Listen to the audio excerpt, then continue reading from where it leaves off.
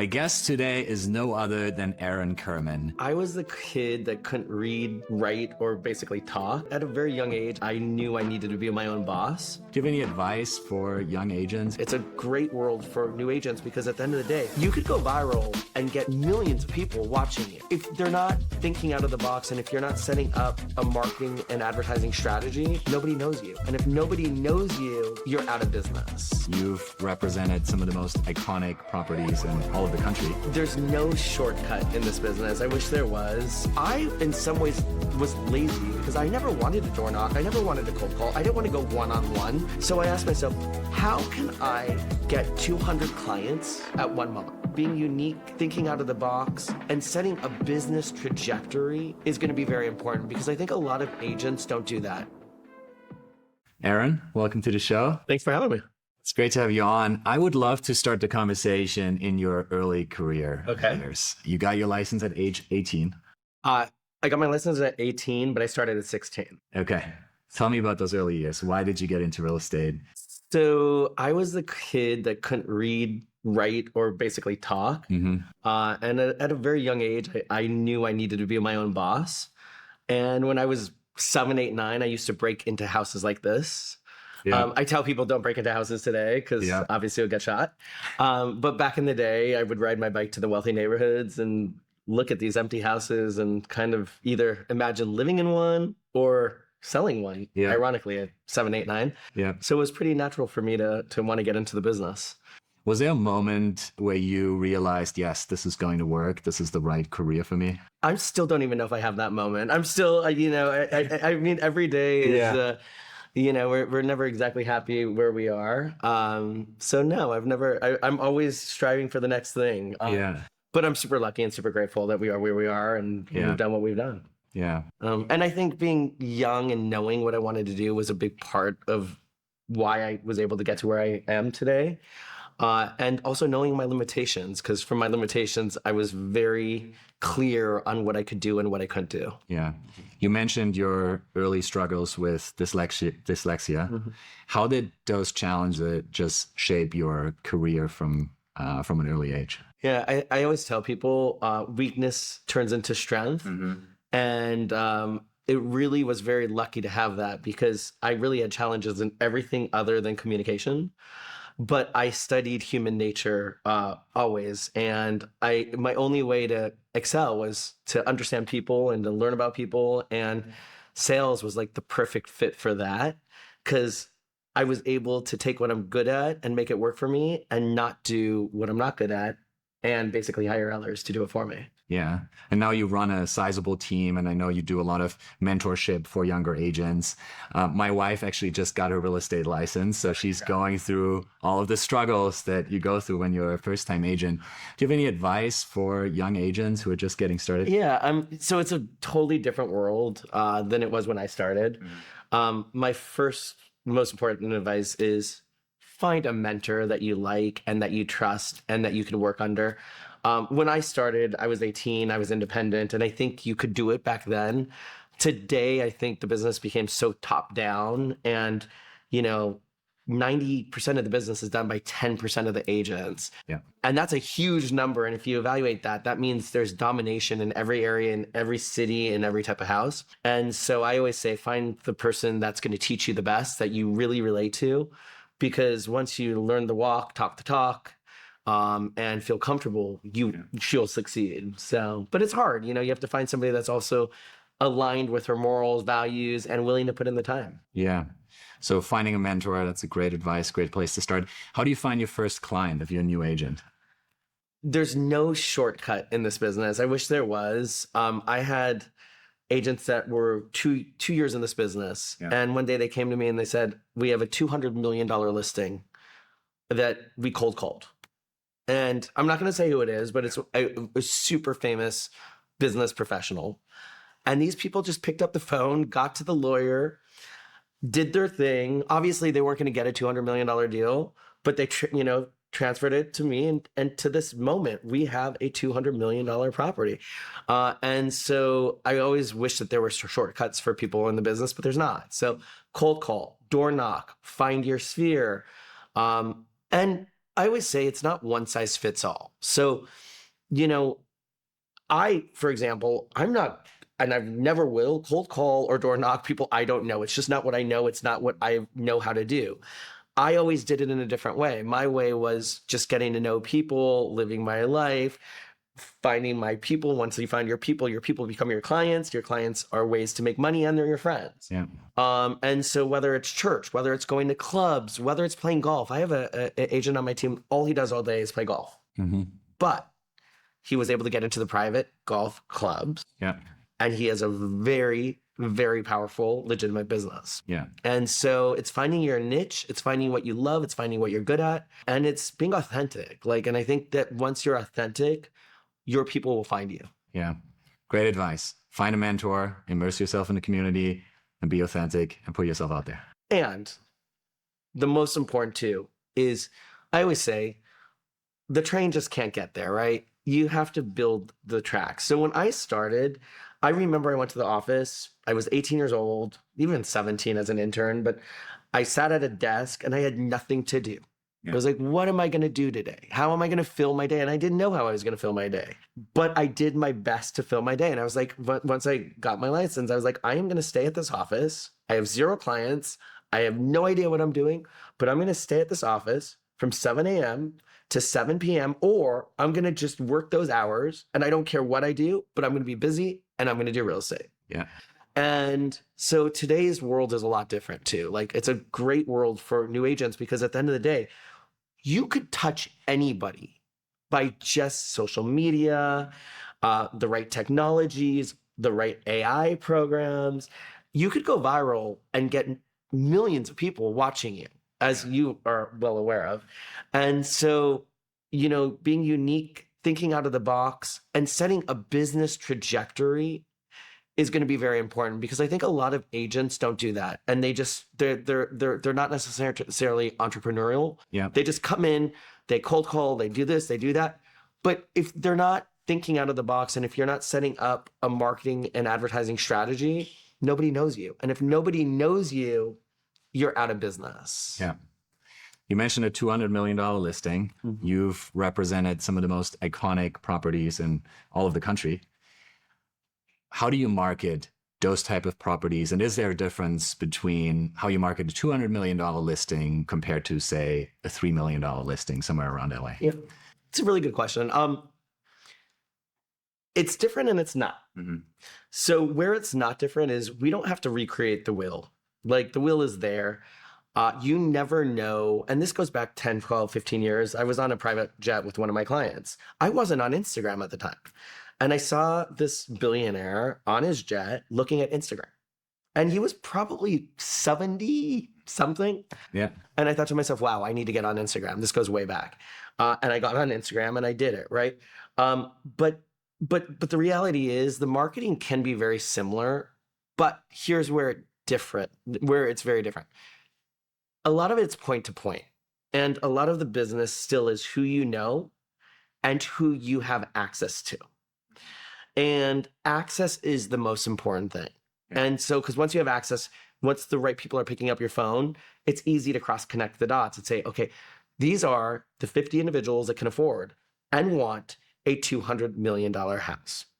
And so I think that, and I always tell people this, I, in some ways, was lazy because I never wanted to door knock. I never wanted to cold call. I didn't want to go one-on-one. That sounded exhausting to me. So I asked myself, how can I get 200 clients at one moment? And I landed on business managers, family offices, yep, CPAs, lawyers. And so my je ne sais quoi was, I'm going to work with those people. Those people have Rolodexes that I don't have yet.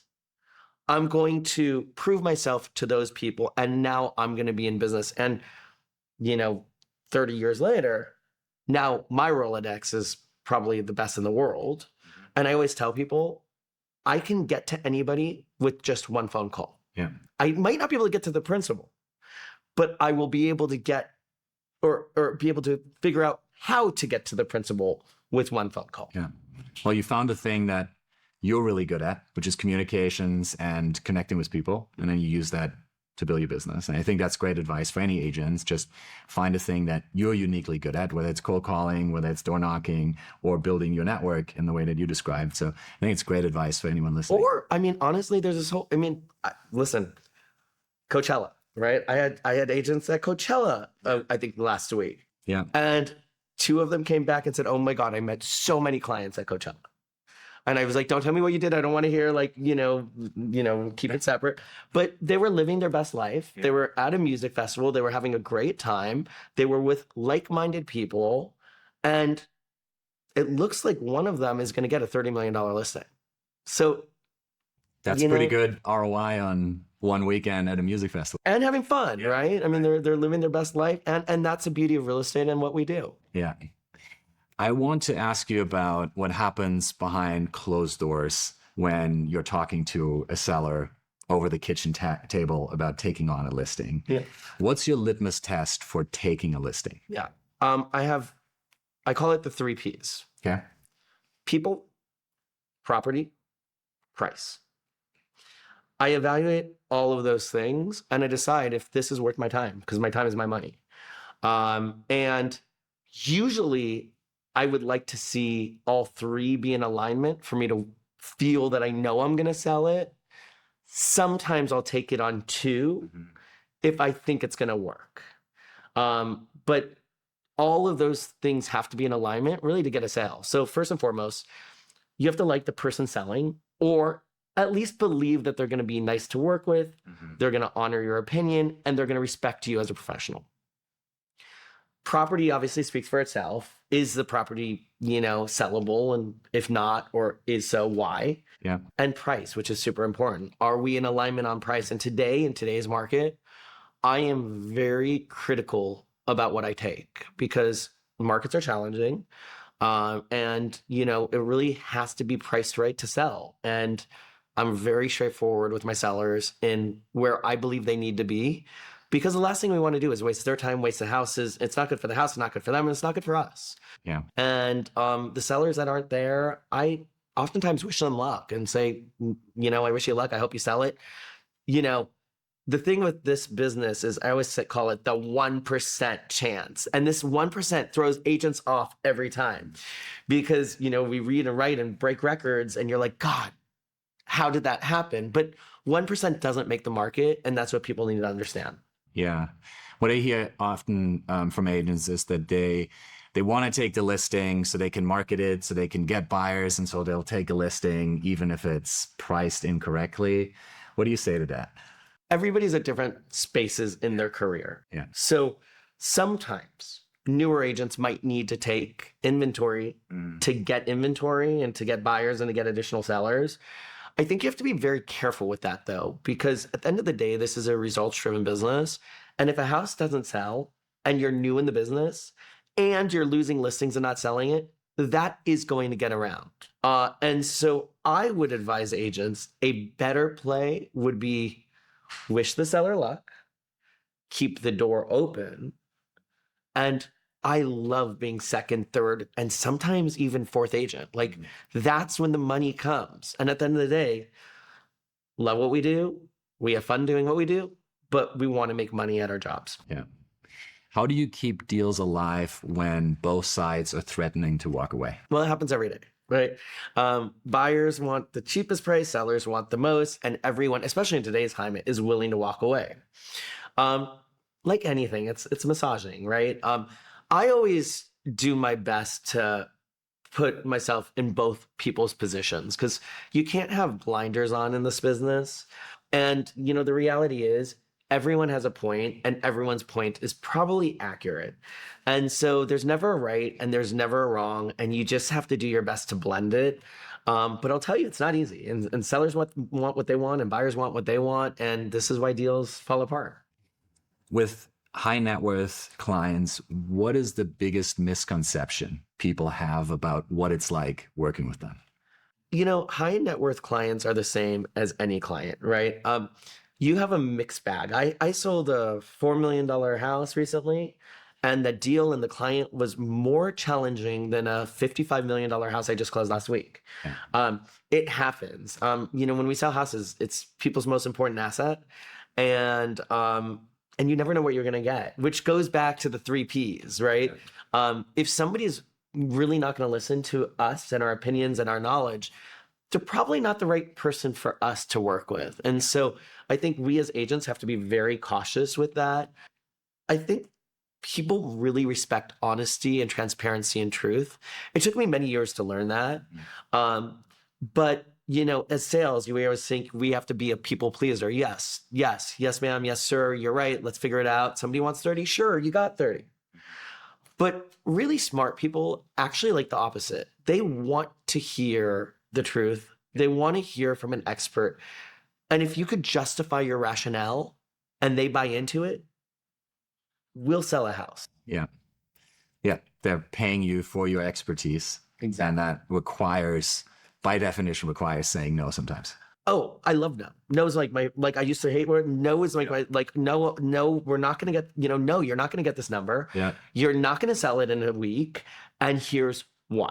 And you may not want to hear it, but one of my new favorite lines is like, do you really want to go to a doctor and have a doctor tell you what you want to hear when something's wrong? Or do you want to know what's wrong so you can fix it? And so I had to like reverse my mind. Mm-hmm. Like when I was younger in the business, I used to always want to get a listing. So you walk in and you look at a listing and you're like, oh my God, this is beautiful. The sign is gorgeous. It's amazing. Yes, I can sell this for 20.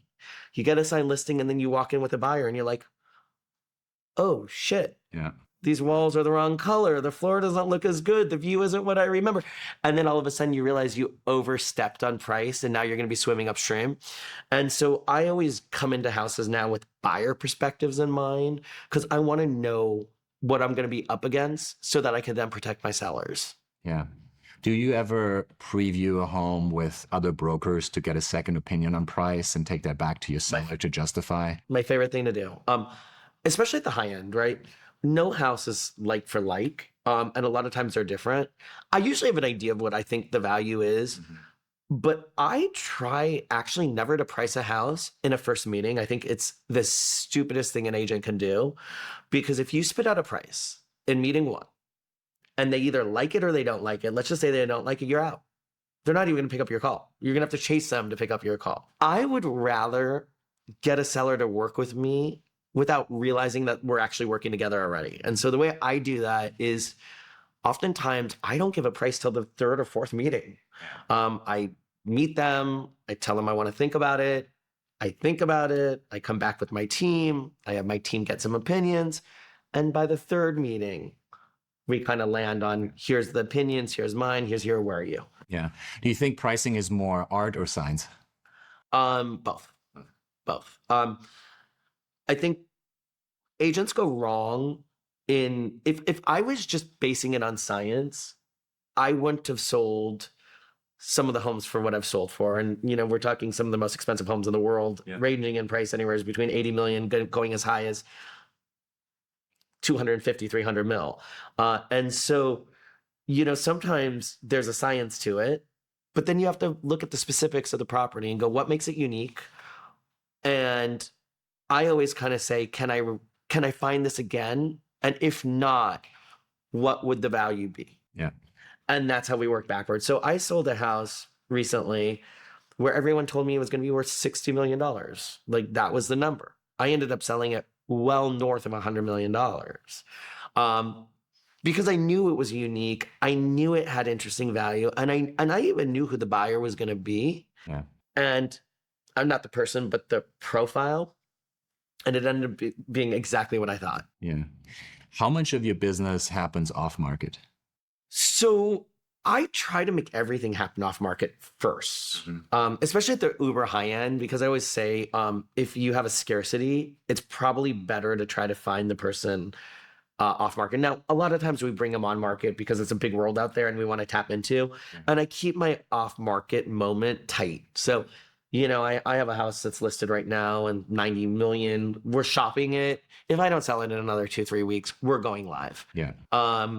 Because I always tell my sellers, I'm good. Yeah. I know a lot of people. My database, my marketing is probably better than most, but I don't know everybody.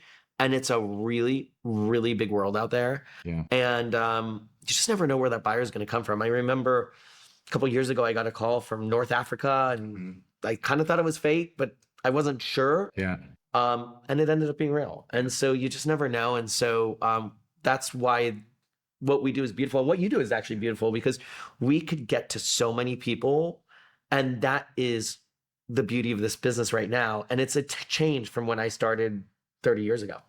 I love that answer. I want to just double click on what happens during that off-market period. You said about 2 weeks on average? A little bit more, like, while we're getting pictures, videos, and depending on the house and the price, sometimes it's anywhere between 2 weeks, and it can go up to 2 months. If there's a buyer that if you look at some of the best sales around the country, they have been done off market, and it's often a billionaire versus a billionaire. One wants it, one is indifferent on a sale, and all of a sudden you have that magic sale. Yeah. And so I think that that's always a good thing. Also, a lot of times, really wealthy people like the privacy and security of doing deals off market. But I always tell people, don't be afraid to go on market, because if you need to, you need to. Yeah. And 90% of the business is done on market. Yeah. I don't like clear cooperation, though. I don't believe in it. I don't think the government should have any right to tell a seller what they should do with their own property. Yeah. And I'm a big proponent of getting rid of that if we had a chance. Yeah. I mean, that's been the hot debate in recent months, with NAR announcing the delayed marketing exemption status and keeping CCP in place. Yep. And now Zillow coming out with their opinion on private listings. And I do think it's this discussion of seller choice, letting them choose how and where their property is listed and marketed, versus making sure that buyers have access to all of the inventory. Of course, but that should really be up to a seller. In my opinion, a seller has a right to. Buyers don't always need access. There are stores, boutique stores, that you have to make an appointment. You have to get qualified. This is part of the world that we live in. And I think that that's important. And I think when industries get too regulated, and I think the real estate business right now is too regulated, I think it works backwards. And if you look at what's happened with all the commissions and everything else, I think what a waste of time, energy, and money, and where we landed. Yeah. Is almost similar to where we were before, just a different way of doing it. Yeah. That's been my position as well, and our position at Luxury Presence. Give the sellers the choice. Most of them will choose to list on market because they want to maximize eyeballs. And the ones that want to do it off market should have that option. And we've built a lot of technology to make that easy for agents to share off market listings selectively and discreetly with other agents, both inside of their brokerage or within the Luxury Presence network. So yeah, we believe in it. We believe in seller choice. Yeah, 100%. You've built one of the top teams in the country. What is your philosophy on leadership? So now I own a brokerage, but a couple of years ago, I had a team. A different dichotomy in terms of the scope. For me, I was always about letting people be people, right? I like the most authentic human people that I could find, because those are the people that sellers and buyers like. I like different styles. I like people to be real. I probably have a tough leadership style in that if I like you and I believe in you, I'm going to be hard on you, and I'm going to expect a performance level that is higher than way above average. And I would say probably a lot of people that have probably more staff rather than agents worked on me, and I've raised a lot of some of the top agents that are selling hundreds of millions of dollars every year in real estate. And my lesson was always be true to yourself, but be a business person. Figure out where you want to be, figure out how you want to get there, and execute a plan, and watch it every single day. So I married my husband, and my husband's in banking. And when we met, he said, this goes back many years. He said, what's your goal? And I said, what do you mean, what's my goal? I sell what I sell when I sell it. The world is very random in real estate. I can't control the world. And he looked at me and he goes, that is the stupidest thing I've ever heard. If you don't have a goal, you're out of business. And so I said, fine, I'm going to sell. And I pulled it out of my mouth, but I was like, fine, I'm going to sell $50 million a month at the time. It was just I didn't even know what I was selling. I was like, I'll sell 50 million a month, Yeah. which, do the math, million GCI, right? And all of a sudden, I hated those whiteboards, like the old fashioned whiteboards. My offices were always a little more sophisticated. I bought a whiteboard and I wrote 50 million. And once I did that, I was like, okay, how am I going to get to 50 million this month? What is the easiest way for me to hit my goal? Is it a reduction? Is it a new listing? Is it a buyer? And I would take the top three, and that would be my focus for the month. And I hit my goal almost every month once I had it. And so I think it's really important. I also tell people, don't feel bad if you don't hit your goal. Yeah. Make sure it's attainable. But a good goal is Yeah. pretty important to success. Yeah. I love that. Setting a big goal and writing it down. And writing it down. So you see it every day. I think that's great advice. And telling your team, like, here's what we need to do this month. Yeah. Here's what we're gonna, and I always end up changing my goals. Yeah. So, now I don't really think of it in terms of sales volume. I do it in a different way. Now for me, I'm more like, okay, how much money do I want to make every month? Yeah.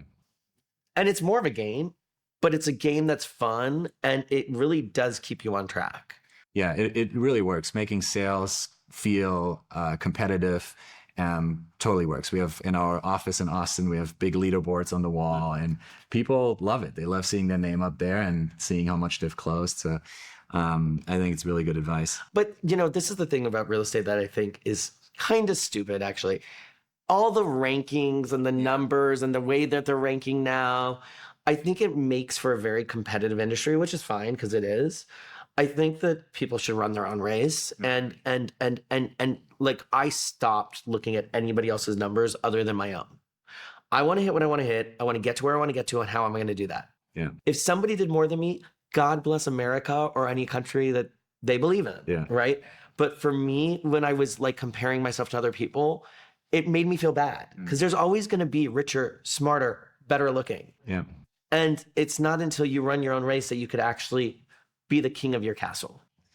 Are there other habits that you formed over the years that you would credit some of your success to? First of all, work. There's no way to cheat the system. So hard work is how you will be successful. I learned that a long time ago.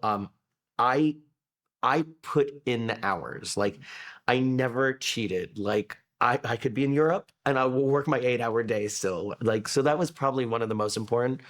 But I had to hone in on skills, right? When you want to get hired on a $20 million house, if you've never been hired on a $20 million house, chances are you're not going to get hired on that house. So I always tell people, like, do it in steps, right? I have agents that started with me that could get $3 million, $2 million houses, and they went up and they would always bring me in listings. And they started at 5 and 10. These people are at 30, 40, $50 million, right? And it was the same for me. Like I had to build and get there. So you never want to have commission breath. You always want to be very knowledgeable because knowledge is power. And without it, you're not getting hired. And then I had to hone in on shit that I was not good at. I was not innately good at organization and structure and how to put things together. I'm still not, by the way. It's my weakness. I have people that do it for me, which is great, and I can afford to do that. But I had to take some time to set it up and work with people that would help me get there. And so I always say, I can do what I'm good at, which is selling. I'm great at selling. I'm great at getting listings. All the back end stuff, I don't want to do it. So I hire people to do it, but I had to learn how to do the back end stuff to tell people what I wanted so that my office runs the way I wanted it to run. What's been the number one challenge since starting your own brokerage? Time. Time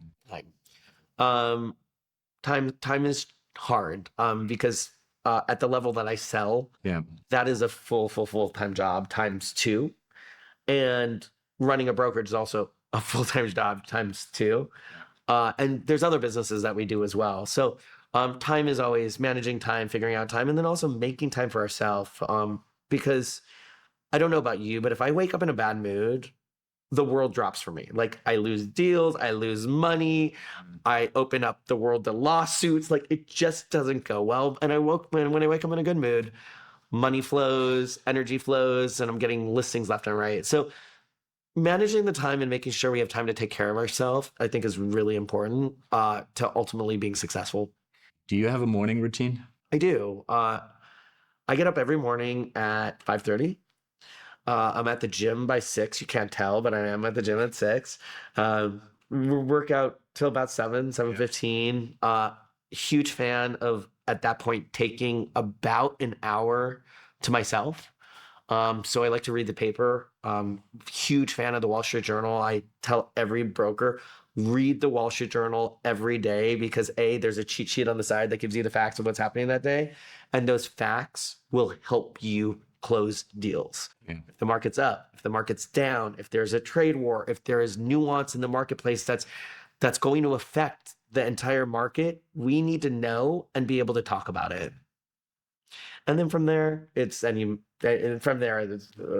can get quite wild. Yeah. Shifting gears a little bit, I want to talk about branding. You've built an incredibly powerful personal brand. What's something that agents get wrong about how to go about building a personal brand? I think that agents in general tend to put themselves in a box.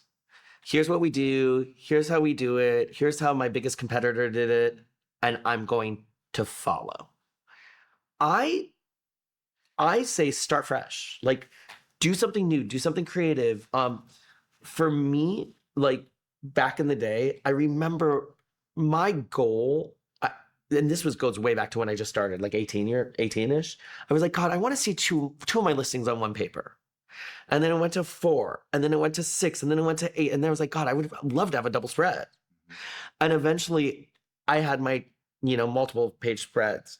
And that was when I started to roll. And then as life changed and technology changed and AI changed, every single day I look at the market and I go, what do we need to do and where do we need to go and how's it changing? Because people don't innately like change. Change is scary for people, but the people that are willing to change quickly are the ones that will always be successful. So we built an AI program, years ago before AI was even discussed, but we knew we wanted to capture buyers because I asked myself, I said, what makes me different? Look, in my world, right, there's probably 5, there's anybody that's $1 billion producer is maybe 8 in the country, right? Or more, right? But there's 8, 10 of us.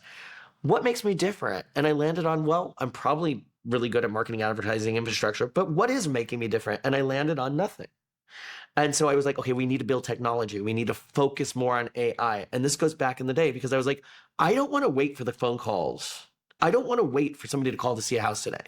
I want to outreach to as much of the world as I can so that I'm not sitting by and waiting for the phone to ring. And that was always one of my goals. And that's kept me where I am.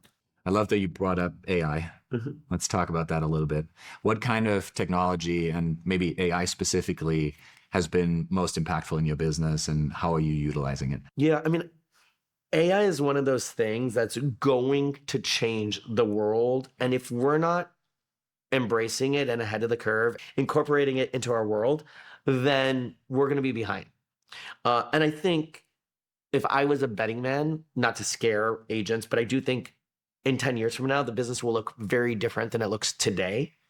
And so for us, it's all about getting buyers and sellers, not waiting for them to decide they want to buy a house, getting our properties in front of them at the right time, using AI intelligence to actually see who's looking in the marketplace and be able to reach the right people at the right time and be at the forefront of our business. And AI is going to change our business in so many different ways, from a consumer standpoint, also from just how we do business. I mean, ultimately, it's going to streamline our business and probably alleviate a lot of the things that we need to do. So we have more time to be able to sell, but there are going to be things that are going to change along the way, and we need to be okay with that. Besides AI, are there other technology solutions that you have rolled out with your team that your team uses or that you're excited about? I mean, I would say AI is the biggest. Yeah. Obviously, social media is hugely important. Outreach. Yeah. But right now we're on AI because it's just the wave of the future. And if we can identify people that are actually in our marketplace, how powerful is that, right? If we know if somebody's looking at houses that are 80 million in pattern and that person happens to be in Hong Kong, and we could still identify that person, not by name or number, because that's obviously illegal, but ways to make sure that our listings are at the forefront of their computer screen, we're winning. Yeah. Because the goal is to get that person to call us And now we represent buyer and seller. You worked with our team to build your website. What can you tell us about the experience? Oh, it's amazing. Your team was great. You guys have been unbelievable to work with, super knowledgeable. What I like about what you do is you're out of the box, you're unique for everyone, and you understand the agent game. And I always say to vendors, like if they don't understand the agent game, they're out of business, right? And so I know that what we've created, and it hasn't even launched yet, by the way, it's launching soon. Yeah. But I know that what we created is unique, different, and trend setting, and even a little bit against the grain. Like, Yeah. Everyone, the problem with this business is everybody copies everyone. I was looking at a magazine, and there was really no differential between a lot of the luxury companies that dominate LA. Yeah. So I went to my marketing director. I said, do something out of the box. Well, that week we did something out of the box. Everyone did something out of the box. And so, again, I think where you guys are, and you're all in one, which is great. And you have a lot of different programs that people can use to get to where they want to be to. And my advice is people should use you, because if they want to sell hundreds of millions or whatever the goal is, you need an advocate in your court that knows how to do it day in and day out and make it easy and simple so that they can do what they're good at. How do you see digital marketing evolving over the next few years? What do you think are some of the trends that agents should pay attention to? Yeah, look, if you look at where we are, it's going to change a lot, because the digital marketing probably is going to do a lot of our lift for us. The good news for us is this is an emotional-based business, and I think we will always have a job. But it's going to change. And I think AI is going to make it easier. And I think the outreach to the clients is going to get smarter. And I think AI could literally send people probably pretty close to what they're looking for, what they want. I was blown away. I was in a marketplace that I wasn't familiar with, and we were thinking about buying a home.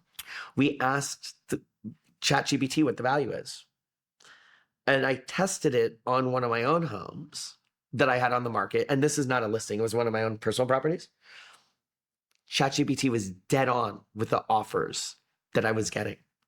It knew it was dead. I had an aspirational price on one of my own homes. It knew exactly what I was going to get. Yeah. That's how sophisticated. Pretty amazing. It's getting amazing. very sophisticated. It's amazing. And some people worry it's going to take over our job. Yeah.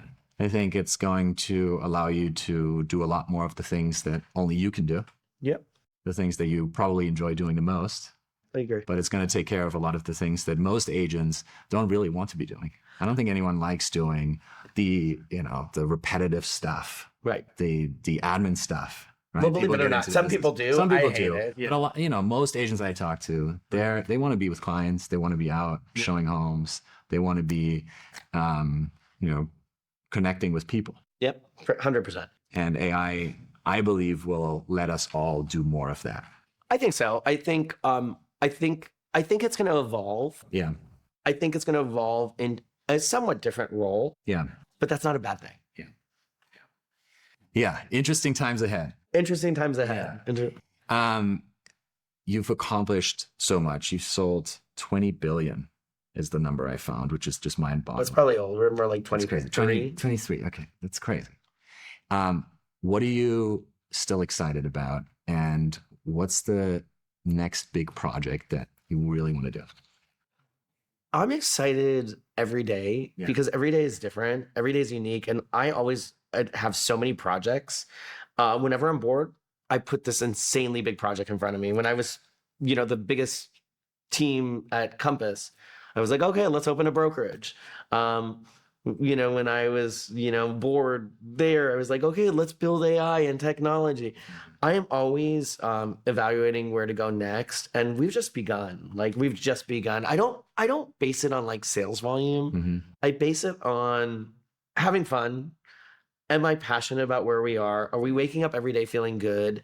And are we successful? And successful isn't always defined by money or selling billions of dollars. It helps and it's a good goal.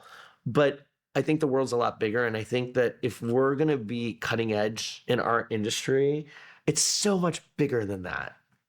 And Our big agendas right now is to continue to build the Christie's brand in Southern California. And we went from, 60 agents to 300, one office to 4. We'd like to, obviously continue to dominate our sphere, but the real goal is to have 30-40% market share in luxury, which is what we're working towards. Continue to build out our AI platforms, because I think that that's really going to be a game changer for the industry in general. And probably continue to, I really enjoy things like this. TV. I like to be super transparent. I hate it when agents come on TV and just do their sales pitch. And I'm the opposite. Like, I talk about market conditions. I talk about where we are. I talk about the good, the bad, and the ugly. And I had a media call me actually this morning and say, thank you for being real. Thank you for saying where we are. And I think that that's really important, because consumers deserve that. Yeah. That's a great place to finish our conversation. I really appreciate it. So much great advice in this one. So thank you, Aaron. Of course. Appreciate it. Really enjoyed it. Thanks for being on. Thanks for having me.